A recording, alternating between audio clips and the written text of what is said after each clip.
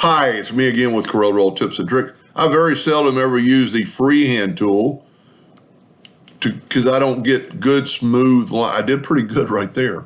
But default is set at 50. You can change this to 100 and now watch what happens.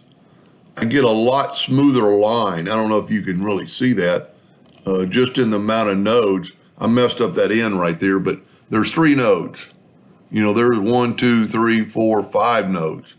And I got a lot smoother area. Now, you could probably say that as default, but what you could also do if, you know, this is, and you could slide it to whatever you want or type it, but you can double click on your pen tool and change it to 100 and say okay, and then go to tools and save as default, and it will always be there.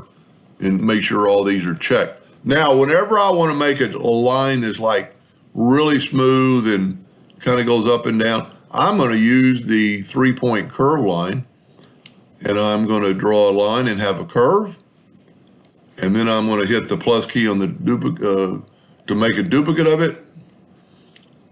I'm going to mirror it the other way.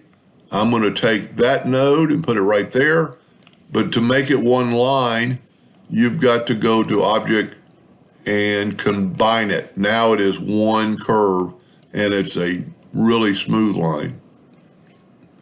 Hope that helped a little bit. Thank you for watching.